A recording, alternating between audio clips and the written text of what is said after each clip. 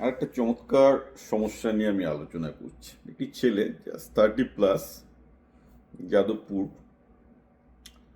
ছেলেটির বাবা মা মিউজিশিয়ান, ভীষণ প্যাশনেট, এবং ছেলেটি ছোটবেলা থেকে দেখেছে যে বাবা মা তাদের মানে তাদের কেরিয়ারকে, তাদের পেশাটাকে এতটাই ভালোবাসে যে তারা টাকা পয়সার জন্য ভাবেনি। ফলে সে বুঝেছে যদি কেউ শুধু প্যাশনটাকে ফলো করে তাহলে তারা তার দারিদ্রের মধ্যে দিয়ে যেতে হয়। He has already has first and experience from the parent যে তার বাবা মা ভীষণ দুঃখ কষ্টের মধ্যে, যেহেতু তারা মিউজিশিয়ান, কিন্তু তারা এই দুঃখ কষ্টের মধ্যেই প্যাশনটাকে ফলো করে। অ্যাট দ্য সেম টাইম যা হয়, পশ্চিমবঙ্গের যারা সাংস্কৃতিক শিল্পী সবই বামপন্থী, সেও সাবেকি বামপন্থী প্রতিবাদী ঘরানা যাদবপুর মার্কা পিওর বামপন্থী বলতে পারে, কোট অ্যান্ড কোট। সমস্যা হচ্ছে এই যে ছেলেটি গিয়ে তার বাবা মা ধরে বিসিএতে ভর্তি করে দেয়। তো অবভিয়াসলি ছোটবেলা থেকে হি ওয়াজ টন যে যে কি করবে, সে একটা কেরিয়ার তৈরি করবে নাকি প্যাশনকে ফলো করবে। কারণ প্যাশনকে ফলো আপ করে কেরিয়ার তৈরি করা ইন্ডিয়াতে তো খুব মুশকিল। তো এই নিয়ে যেটা হয়, ছেলেটি একটু কাট ইট শর্ট, সে বিসিএ পাস করে। বিসিএ পাস করে অবভিয়াসলি কলেজ থেকে কোনো চাকরি পায় না। কলেজে বিভিন্ন রকম স্ক্যাম হয়, অর্থাৎ জোর করে তাদেরকে কল সেন্টারে চাকরি দেওয়ানোর চেষ্টা করা হয়, সে সেগুলো রিফিউজ করে। কিন্তু তার নিজে বিসিএ পড়ার সময় সাইবার সিকিউরিটিতে ইন্টারেস্ট আসে এবং সে নিজে নিজেই নেক্সট 5 বছর নিজের খরচ চালানোর জন্য টুকটাক কম্পিউটার সারানো, সফটওয়্যার সারানো, সাইবার সিকিউরিটি করা, এসব করতো আর কি। করে আলটিমেটলি হঠাৎ করে সে আইবিএমে চাকরি পেয়ে যায় সাইবার সিকিউরিটিতে।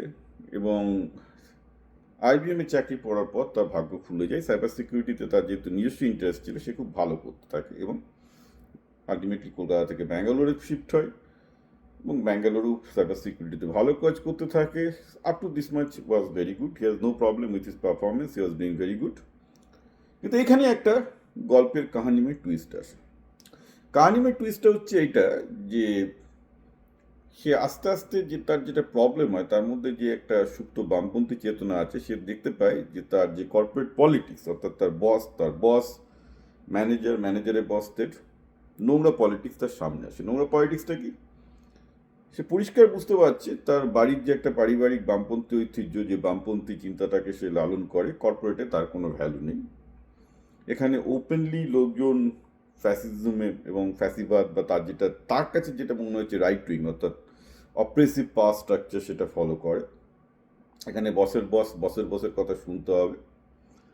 সে রাইট হোক আর রং হোক, সেখানে মুখ ফুটে প্রতিবাদ করার কোনো, বস রং করলেও সেটাকে হ্যাঁ বলতে হবে, হ্যাঁ না বললে পারফরমেন্স ইম্প্রুভমেন্ট হয়ে যাবে। অর্থাৎ যাদবপুরের যে প্রতিবাদী চেতনা নিয়ে সেটি বড় হয়েছিল, সে দেখতে পেল যে কর্পোরেটে যত সে ঢোকার এবং প্রিয়পাত্র হওয়ার চেষ্টা করছে, সে সেটা করতে গেলে তার বুক ফেটে যাচ্ছে। কারণ তাকে বিভিন্ন রকম পাওয়ার স্ট্রাকচারের লোকদেরকে সোজা কথায় তেল মেরে চলতে হচ্ছে। তাদের সমস্ত রকমের অন্যায় অত্যাচার মুখ বুঝে সহ্য করতে হচ্ছে। অথচ তার বামপন্থী চেতনা, তার আরেকটা বামপন্থী সেল বলছে আমার প্রতিবাদ করা উচিত, কিন্তু সে প্রতিবাদ করতে পারছে না। Very ton. আবার এদিকে চাকরিও ছাড়তে পারছে না, কারণ অবভিয়াসলি ফার্স্ট টাইম টাকা পয়সার একটু মুখ দেখছে। তো এইভাবে ছেলেটা ক্ষতবিক্ষত হতে থাকে। তার একদিকে বামপন্থী মন বলছে যে প্রতিবাদ করা উচিত, করতে পারছে না টাকার জন্য, বসের সমস্ত কিছু মেনে নিতে হচ্ছে এবং এমন এমন কাজ তাকে করতে হচ্ছে যা তার সরাসরি তার বামপন্থী চেতনার বিরুদ্ধে যায়। তো এইভাবে করতে করতে ছেলেটি যখন মনের দিক থেকে ক্ষতবিক্ষত হচ্ছে, অবভিয়াসলি সে বিয়ে করেনি। এই ডিপ্রেশন কাটানোর জন্য সে বিয়ারের ভক্ত হয়ে পড়ে। সে জলের বদলে বিয়ার খেতে থাকে, 140 কিলো ওয়েট হয়ে যায়, অবভিয়াসলি ডিপ্রেশনে চলে যায় এবং আলটিমেটলি নিজেকে বাঁচানোর জন্য চাকরিটা ছাড়তে বাধ্য হয়। তো সে আমার কাছে এসছে যে এটা সলিউশন কি। এখন সে একটু কুল অফ করছে, করে সে এখন বাবা মায়ের মতোই তার বাবা মার পেশাতেই ফিরে যেতে চায়। তার বাবা মায়ের মিউজিক্যাল ইনস্ট্রুমেন্টেশন ব্যাচিং করে সামান্য যে রোজগার করেন তাই দিয়ে তাদের সংসার চলে। তিনি বলেন আমি সামান্য রোজগার করে থাকতে চাই, আমি আর এই কর্পোরেট পলিটিক্স নিতে পারছি না। কিন্তু সে দ্বিধায় আছে যে যে আমি কি সত্যি এইভাবে চলবো নাকি, কারণ আমি জানি এই পথে চলে কোনো ইনকাম হবে না, নাকি আমি আবার কর্পোরেটে ব্যাক করব, আবার সাইবার সিকিউরিটিতে ব্যাক করব। এই হচ্ছে মোদ্দা কথা। আমার কাছে ছেলেটি সাজেশন চাইছে। আমি আবার প্রথম থেকে শুরু করি। দেখুন, আমার কাছে বামপন্থা দক্ষিণপন্থা যাই হোক না কেন, ultimately it is a nihilism, positive আর নেগেটিভ যাই হোক না কেন, মানে হচ্ছে আপনাকে একটা মিনিং অফ লাইফ খুঁজে বার করতে হবে ইন এ মিনিংলেস ওয়ার্ল্ড। ঠিক আছে, দেখুন আমি যাদের এই ধরনের মনে যারা মানে বামপন্থী অথচ মানে বিভিন্ন রকম পাওয়ার স্ট্রাকচারটাকে মেনে ক্ষতবিক্ষত হচ্ছেন ভেতরে, তাদের আমি একটু ক্ষতবিক্ষত হওয়াটা একটু লাইক করে দিতে পারি। আপনাকে বুঝতে হবে যে আপনার বামপন্থী চিন্তাটা কেন এসছে, তার রুটও কিন্তু সেই নাহিলিজমে, অর্থাৎ জীবনের কোনো মানে নেই। আপনি ভেবে দেখুন, আপনি বাঁচবেন ম্যাক্সিমাম 100 বছর, মহাবিশ্বের বয়স বিলিয়ন্স অফ ইয়ার, আপনি সাইজে তো এইটুকু, মহাবিশ্বের সাইজের তুলনায় কিছুই না। আপনি যতই চেষ্টা করুন, বিদ্রোহ করুন, বাঁদিকে যান ডান দিকে যান, ভারতকে সর্বশ্রেষ্ঠ করুন, গোটা পৃথিবী ইকুইটেবল হয়ে যায়, কিছু যায় আসে না। আলটিমেটলি আপনি মারা গেলে আর কিছুই থাকবে না, রাইট? এবং পৃথিবীও আর কতদিন থাকবে? পৃথিবীর বয়স আর বেশি হলো 100 বিলিয়ন বছর, তাও ততদিনে তো মানুষ থাকবে না, মানুষ ইভলভে অন্য জীব হয়ে যাবে, বেঁচে থাকতে থাকবে, না থাকতে থাকবে না। So in the long run of the game যদি আপনি চিন্তা করেন, আপনার সত্যি বেঁচে থাকা বা মরে যাওয়ার মধ্যে সত্যি কোনো পার্থক্য নেই। আপনি যতই ভাবুন না কেন পৃথিবী যান দিকে যাক, ভারত ফাঁসিবাদী হোক, বাইরে ছেলেটা এটাও আমাকে বলেছিল, তাকে আরও একটা জিনিস প্রচণ্ড ডিপ্রেস করে তোলে, যে ভারতবর্ষে যেভাবে বামপন্থী সংকুচিতান হচ্ছে, যেভাবে দেখতে পাচ্ছি যে গোটা দেশটা একটা রাইট উইং হিন্দুত্ববাদীর দিকে চলে যাচ্ছে এবং গণতন্ত্র ভারতে কমে যাচ্ছে। তো যাকে এটাও ছেলেটার একটা ইলিউশন ইন দ্য সেন্স যে ভারতের প্রথম দিন থেকেই সংবিধান হচ্ছে ইলেক্টেড অটোক্রেসি, ইলেক্টেড ফ্যাসিবাদ। ভারতের সংবিধান ইনফ্যাক্ট ইজ ইলেক্টেড ফ্যাসিবাদ, ভারতের নতুন কিছু নয়। যদি সে ইতিহাসটা পড়তো তাহলে বুঝতে পারতো কংগ্রেসের আমলে বিজেপি যা করেছে, কংগ্রেসও তাই করেছে, সিপিএমও তাই করেছে, তৃণমূলও তাই করছে, ভারতের সংবিধানটাই তাই। এটা সংবিধানটা is made for elected fascism, if that is to be said. তো এখানে এই ধরনের যেটা যে দেশের যে সংবিধান সেটা সেই অনুযায়ী চলে, তার বেশি কিছু হয় না। তো এই নিয়েগুলো ভেবে কোনো লাভ নেই। তো মেন ব্যাপারটা হচ্ছে যে আমি ব্যাক করে আসি, যে আমার সেই নাহিলিজমের প্রশ্ন আসি, যে বেসিক্যালি বামপন্থায় লোকে কেন হয় বা দক্ষিণপন্থী বা কেন হয়? তারা একটা জীবনের মানে খোঁজার চেষ্টা করছে ইন এ মিনিংলেস ওয়ার্ল্ড। লাইফে সত্যি কোনো মিনিং নেই। তো সে বামপন্থী বা দক্ষিণপন্থীও ভাবছে সে পৃথিবীটাকে কিছুটা হলেও বদলাতে পারবে।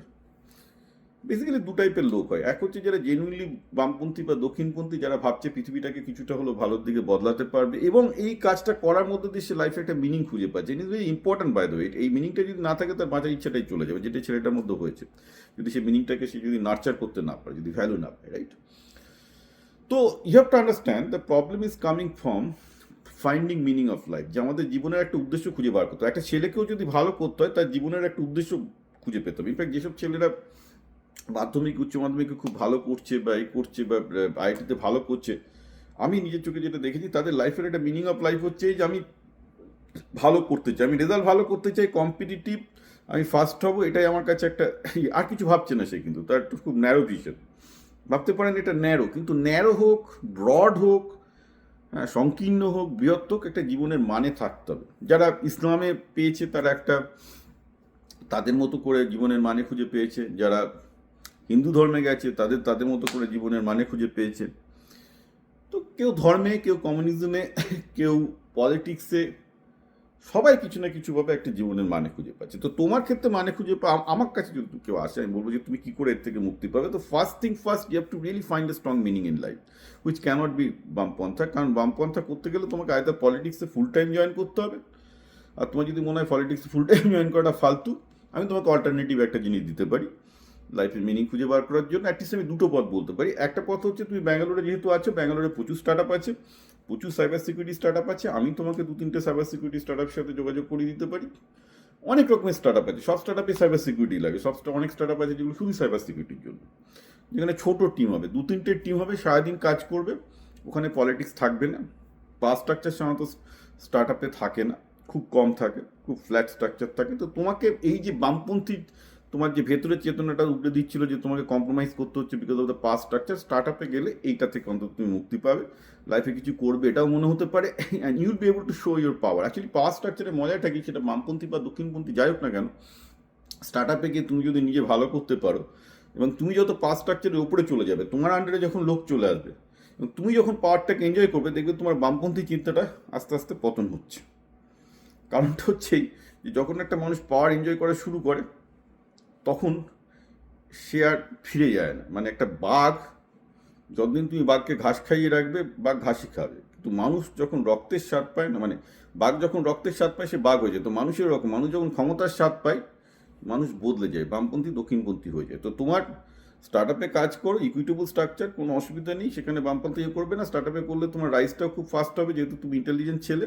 দেখবে লোকজন তোমার কাছে যখন রিপোর্টিং করতে আসছে, তোমার মাইন্ডটা একটু অন্যরকম হয়ে গেছে, because you start enjoying the power, and power corrupt and power rots people. তো তোমার একটু রট হওয়াটা দরকার, করলে দেখবে যে অনেকটা বেটার সিচুয়েশনে চলেছে। এটা হচ্ছে ওয়ান অফ দ্য ওয়ে। আমার ধারণা তোমার এটাই বেস্ট হবে, বিকজ তুমি টাকা নিয়ে কনসার্ন, তুমি দেখেছো তোমার বাবা মার দারিদ্র পেয়েছো, এবং যার জন্য তুমি বাবা মার প্রফেশনটা মানে এই সঙ্গীত যন্ত্র ব্যাচের প্রফেশনে যেতে চাও না, because you seen the property, right? Good. So সেখানে তোমার অল্টারনেটিভ আমি বললাম। আর একটা হচ্ছে তুমি বাবা মার প্রফেশনটাকে নিয়ে যেতে পারো।